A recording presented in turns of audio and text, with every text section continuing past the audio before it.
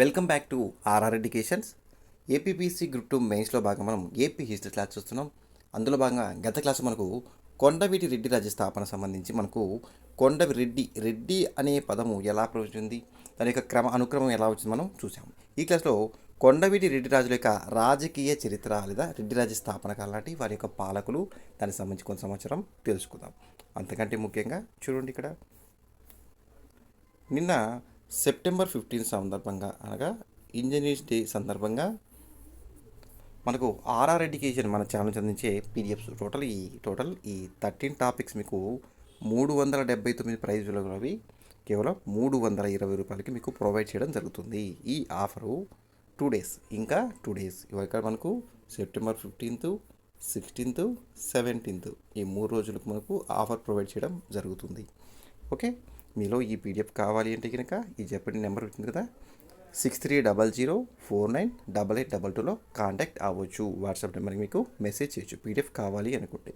Okay, ఇక్కడ చూడండి, పంట దేశేటి రెడ్డి రాజ్య వంశానికి మూల పురుషుడు కోమటి ప్రోలారెడ్డి అని చెప్పాం. అయితే ఈ కోమటి ప్రోలరెడ్డికి 5 మంది కుమారులు కలరు. వారిలో మొదటి వ్యక్తి మాచారెడ్డి అని, వేమారెడ్డి, మూడో వారు దొడ్డారెడ్డి, 4వ కుమారుడు అన్నారెడ్డి, 5 మల్లారెడ్డిని చెప్పడం జరిగింది. అయితే కోమటి ప్రోలారెడ్డి కుమారుడే రెడ్డి రాజ్య స్థాపకుడి ప్రోలయ వేమారెడ్డి. నోట్ చూడండి, ప్రోలయ వేమారెడ్డికి అనవేమారెడ్డి అనే మరొక పేరు కూడా ఉన్నది అని చెప్తాం. ఇప్పుడు చూడండి, కొండవీటి రెడ్డి రాజ్యం యొక్క పాలకులు, కొండవీటి రెడ్డి యొక్క రాజకీయ చరిత్ర చూద్దాం. వాటిలో మొదటి వ్యక్తి ప్రోలయ వేమారెడ్డి. ఈయన స్వతంత్ర రెడ్డి రాజ్య స్థాపకుడుగా చెప్పవచ్చు. ఈయన పరిపాలన కాలం క్రీస్తు శకం 1325 నుండి 1353 వరకు.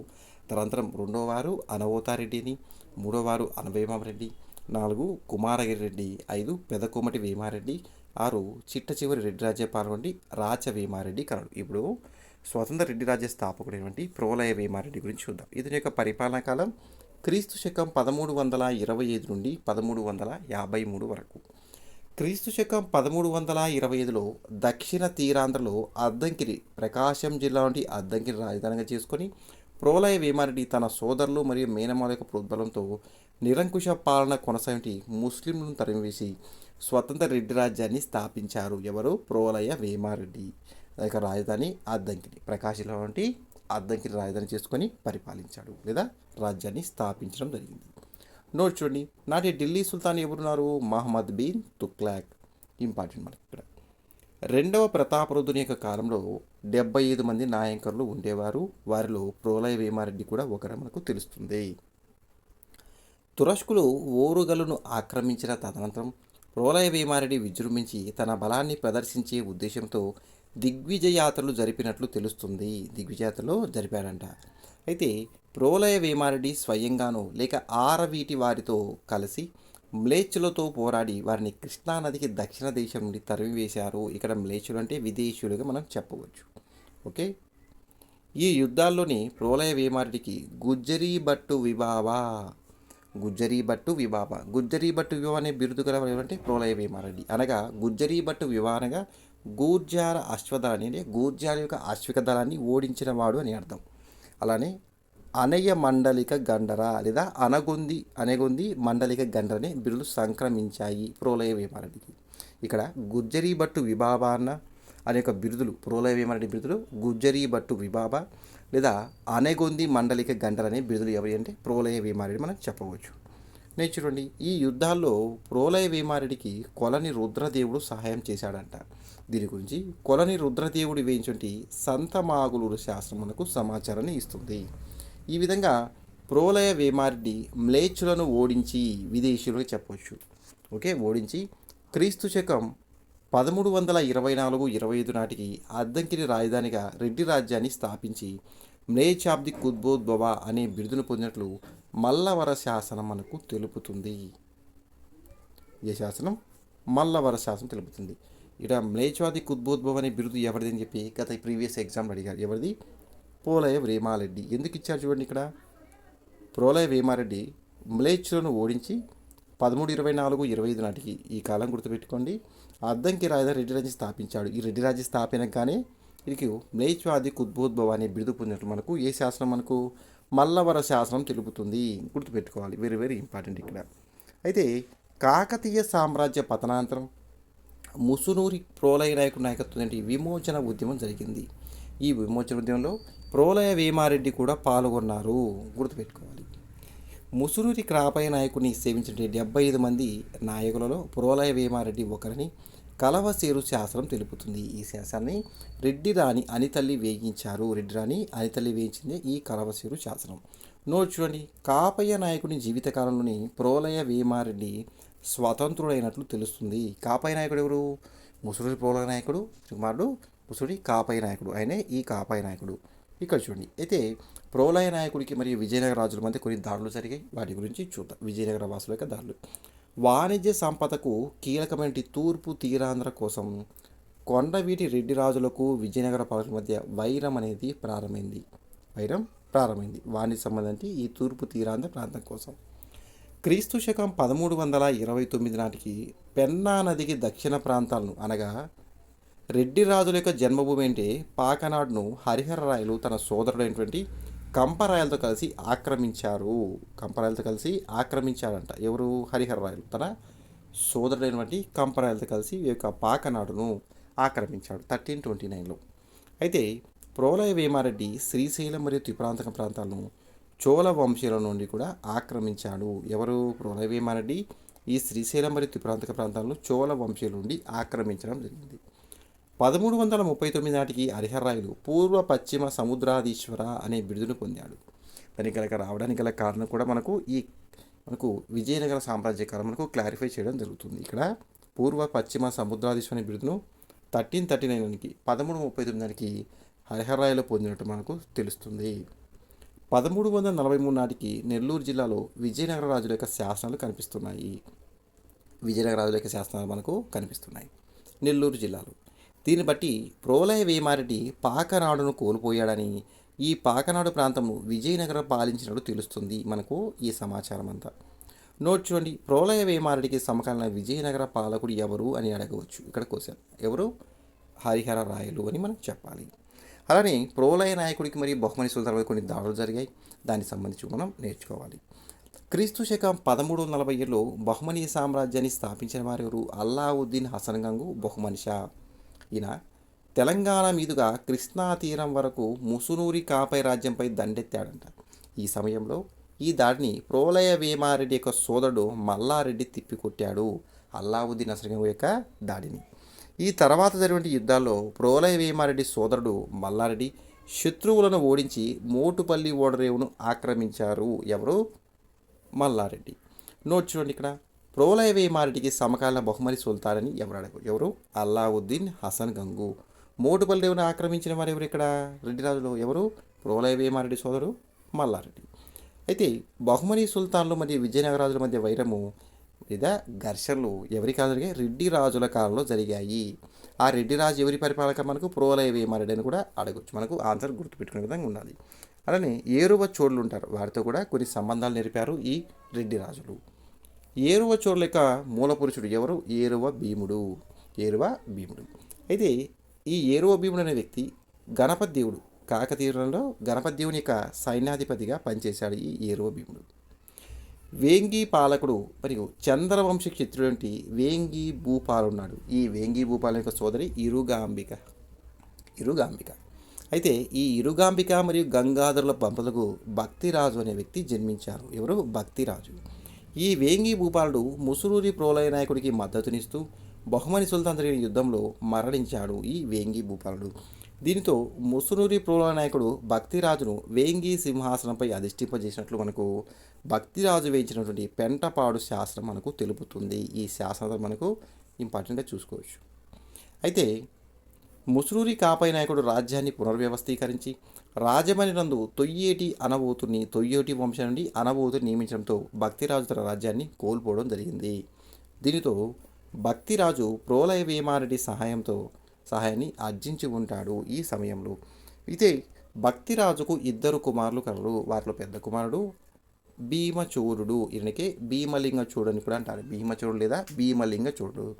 ప్రోలయ వేమారెడ్డి యొక్క కుమార్తెను వివాహం ఆడాడు. భక్తిరాజు యొక్క కుమారుడు భీమచోడు ప్రోలయ వేమారెడ్డి కుమారుని వివాహం ఆడాడు. దీంతో రెడ్డి రాజులు మరియు ఏరువచోడు కుటుంబాల మధ్య మైత్రి అనేది బలపడడం జరిగింది. మరియు భక్తిరాజు యొక్క రెండో కుమారుడే అన్నదేవచోరుడు. మొదటి కుమారుడు ఎవరు? భీమచోరుడు లేదా భీమలింగ చోరుడు. రెండో వారు అన్నదేవచోరుడు.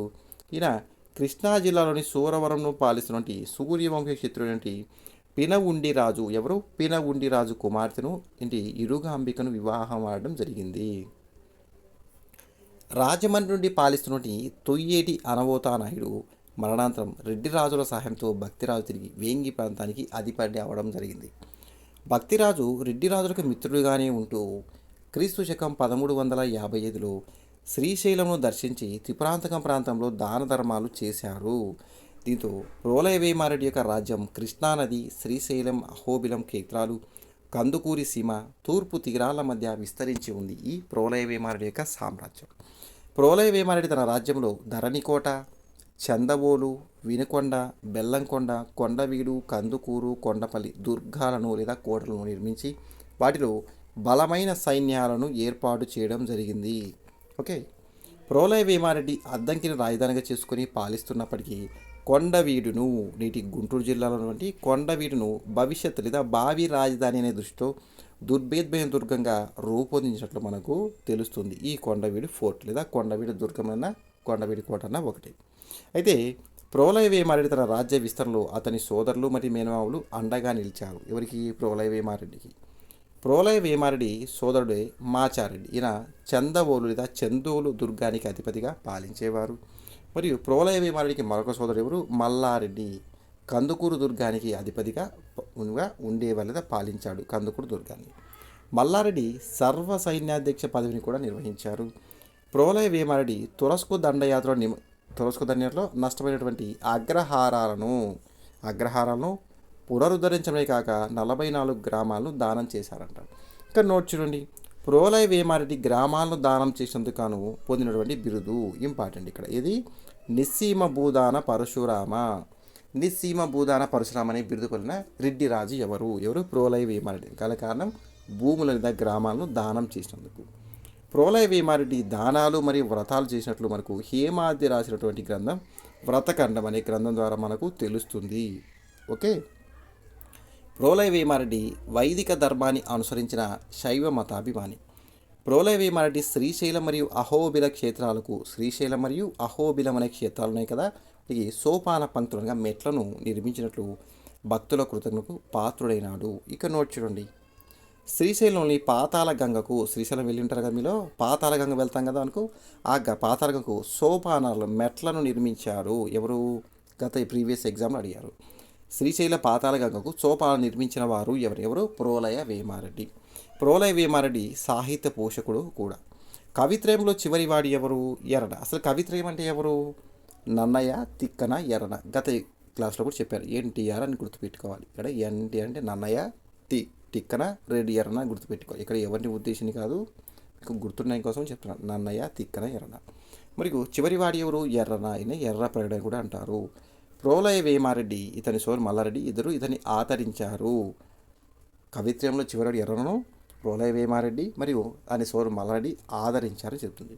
ఎర్రని యొక్క రచనలు హరివంశం నరసింహపురం లేదా నృసింహపురాణం అంటారు. హరివంశం అని చాలా ఎగ్జామ్లు కూడా అడిగారు ఇతని రచనలు. ప్రోలయవేమారెడ్డి యొక్క ఆస్థాన కవే ఎర్రన. ఎవరు? ఎర్రన. ఎర్రన హరివంశంను ప్రోలయవేమారెడ్డికి అంకితం ఇచ్చారు. ప్రీవియస్ ఎగ్జామ్లో కూడా అడగడం జరిగింది. ఎర్రన హరివంశంను ప్రోలయవేమారెడ్డికి అంకితం ఇచ్చారు. అలానే నృసింహపురాణంను అహోబిల నరసింహస్వామికి కూడా అంకితం ఇవ్వడం జరిగింది. నన్నయ్య అసంపూర్తిగా రచించినటువంటి మహాభారతంలోని అరణ్య పర్వాన్ని తెలుగులో ఎర్రన పూర్తి చేశాడు, దాన్ని ఫిల్ఫిల్ చేశాడు. ఎర్రని యొక్క బిరుదులు శంభుదాసుడు మరియు ప్రబంధ పరమేశ్వరుడు. ఈ బిరుదులు కూడా గత ఎగ్జామ్లో కూడా అడిగినవే. ప్రబంధ పరమేశ్వరుడు అన్న శంభుదాసుడు ఎవరి బిరుదులు అంటే మనకు ఎర్రనవి. ప్రోలయవేమారెడ్డి యొక్క బిరుదులు మ్లేచ్ఛాబ్ది కుద్బోద్భవ అని. మ్లేచ్ఛాబ్ది కుద్బు ఈ బిరుదులు చదవడమే కాదండి, ఈ బిరుదులు రావడానికి గల కారణాలు కూడా మనం చదవాలి. బిరుదు ఇచ్చేసి రావడానికి గల కారణం అంటాడు. ఓకే, ధర్మ ప్రతిష్ఠాగురు. ఎవరు? ధర్మ ప్రతిష్ఠాగురు అని. నిస్సీవు భూదాన పరశురామ. నిస్సీవు భూదాన పరశురామ అంటే గ్రామాలను దానం చేసింది, భూములను దానం చేసేందుకు ఇచ్చింది. అలానే అప్రతిమ భూదాన పరశురామని, పల్లవ నేత్రాని, గుజ్జరీ భట్టు విబరి అని, అనవతర పురోహిత కృత సోమపాన అని, అనయ మండలిక గండరాని దేశేటి వేమ సంస్థ ధీరల రామాని రాచూరు లేదా రాయచూరు దీర్ఘ విభాబ అనే ఈ బిరుదులు మొత్తం చూడండి. మరొకసారి చెప్తాను.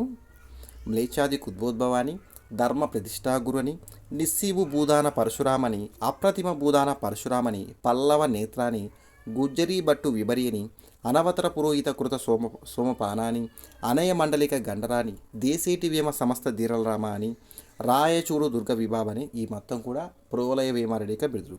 అయితే ప్రోలయ వేమారెడ్డిక కుమారులు అనబోతారెడ్డి అని, అనవేమారెడ్డి అని, అనమాచారెడ్డి అని ముగ్గురు కుమారులు కలరు. ఓకే, ఈ క్లాస్ను ఇక్కడితో స్టాప్ చేస్తున్నాను.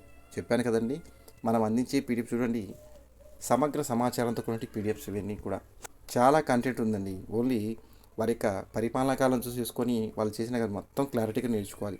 వారికి ఎవరి సమకాలీన మొత్తం కూడా చూసుకోవాలి. మళ్ళీ చెప్తాను చూడండి, ఈ పీడిఎఫ్స్ మీకు కావాలి అంటే కనుక టోటల్ ఈ టాపిక్స్ మొత్తం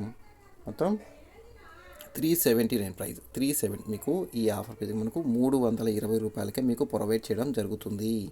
ఈ పీడిఎఫ్ మీకు కావాలి అంటే కనుక చూడండి, నెంబరు 6300498822లో కాంటాక్ట్ అవ్వచ్చు. ఈ టాపిక్ చూడండి, పూర్వచారిత్రకము, శాతవాహనులు, ఇక్ష్వాకులు, బృహత్పాలయన్లు, శాలంకాయలు, ఆనందగోత్రుజులు, విష్ణుకుండిన్లు, ప్రాచీన పల్లవులు, తూర్పు చాళుక్యులు, కాకతీయులు, ఆంధ్రాకు ఐరోపా రాక, బ్రిటిష్ వారి యొక్క ఆంధ్ర ఆకున 1850 శిల్పాల తిరుగుబాటు, ఆంధ్రపై ప్రభావం. టోటల్ ఈ 13 టాపిక్స్ మీకు కేవలం 320 రూపాయలకే మీకు ప్రొవైడ్ చేస్తున్నాను. ఈ ఆఫర్ నిన్న 15th, 16th, 17th ఈ 3 డేస్గా ఉంటుంది. మీకు కావాలంటే ఈ పీడిఎఫ్ మనకు ఈ నెంబర్లో కాంటాక్ట్ అవ్వండి. ఓకే, మనం ఇచ్చే పీడిఎఫ్ చూడండి, బిఎస్ఎల్ హనుమంతరావు, పి రఘునాథరావు మరియు తెలుగు అకాడమీ బుక్స్తో పాటుగా ఏయు ఆంధ్ర యూనివర్సిటీ యొక్క సమగ్ర సమాచార బుక్స్ మీకు అందించడం జరుగుతుంది.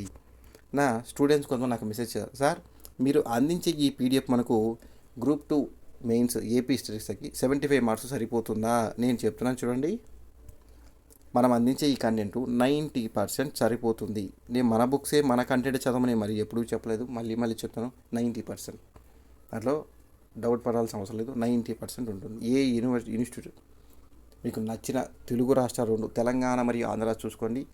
ఏ ఇన్స్టిట్యూట్ కూడా 100% ఛాన్స్ మనయే వస్తాయని ఎవరు చెప్పరు. ఎగ్జామ్ కండక్ట్ అయిపోయినాక ఈ బుక్లోంచి మన బుక్లో వచ్చిందని చెప్తున్నారు. అలా నేను ప్రచారం చేసుకునే అవసరం లేదు. మనం అందించే కంటెంట్ 90% సరిపోతుంది. మరి ఈ 10% చెప్పలేని అంటే సోర్స్ వేరేగా ఉంటాయి. మళ్ళీ చెప్తాను, 90% సరిపోతుంది. 90% ఖచ్చితంగా కన్ఫర్మ్ చేయగలను. ఓకే, మన మంచి స్టాండర్డ్ చూడండి. మీకు కావాలంటే రెఫర్ చేసుకోండి. బిఎస్ఎల్ హనుమంతరావు బుక్ కావచ్చు, ఆంధ్ర యూనివర్సిటీ బుక్స్ కావచ్చు, రఘునాథ్, మీకు నచ్చిన బయట కంటెంట్ మార్కెట్ బుక్స్ ప్రతి బుక్ కంటెంట్ చేసుకోండి, వెరిఫై చేసుకోండి, దాన్ని బేస్ చేసి చూసుకోండి. మీకు ఎక్కడ నచ్చితే ఆ బుక్ చదువుకోండి. మన బుక్సే చదవాలి. నేను చెప్పిన ఎవరిని కూడా ఇదే చదువు చెప్పాలి ప్రెజర్ కూడా చేయలేదు. మీ ఏ బుక్ మీకు అనుకూలం, మీకు వర్త్ఫుల్గా ఉంటే ఆ బుక్కే చదవండి. ఓకే, మనం అందించే కంటెంట్ చూడండి, చాలా కంటెంట్ ఉంటుంది. ఎగ్జాంపుల్ చెప్పండి, కొన్ని బుక్స్ చూడండి, ఈ కంటెంట్ అంతా లేదు. వెలమలతో రెడ్డి రాజులు మరియు బహుమతులతో యొక్క వైరమని, విజయనాలతో వైరమని, ఇవన్నీ చాలా ఉన్నాయి. ఏరువాచోళ్ళతో వైరమని, ఇవన్నీ లేదు. కాబట్టి చెక్ చేసుకోండి మీ బుక్లో ఎక్కడ నచ్చితే అక్కడ చూసేసుకోండి. మీకు ఎక్కడ కంటెంట్ మంచుకుంటే అక్కడ తీసేసుకోండి. ఇది మీ లైఫ్ విషయం అండి. జాబ్ అనేది లైఫ్ విషయం. ఇక్కడ మీకు ఎక్కడ నచ్చితే అక్కడే చూసుకోండి. పదే చెప్తాం, మనం ఇచ్చే కంటెంట్ ఆషామాషి కాదు, చాలా కంటెంట్ ఉంది. అందుకే మీ క్లాసెస్ కూడా లేట్ అవుతుంది. ఈ క్లాస్ను ఇక్కడితో స్టాప్ చేస్తున్నాను. మళ్ళీ చెప్తాను, మీకు ఏదైనా డౌట్ ఉన్నా, మన ఇచ్చే పీడిఎఫ్లో మిస్టేక్ ఉన్నా, ఏదైనా డౌట్ ఉన్నా 6300498822లో కాంటాక్ట్ అవ్వండి.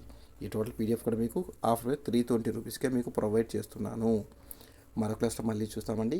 నెక్స్ట్ క్లాస్లో మనకు అనబోతారెడ్డి మనకు చూడండి, ఇక్కడ మనకు ప్రోలైవ్ ఏమడి యొక్క పెద్ద కుమారుడు అనబోతారెడ్డి మనకు క్లాస్ స్టార్ట్ చేయడం జరుగుతుంది. ఓకే, ఈ వీడియో మీకు నచ్చితే లైక్ అండ్ షేర్ చేయండి. మన ఛానల్ తప్పకుండా సబ్స్క్రైబ్ చేసుకోండి.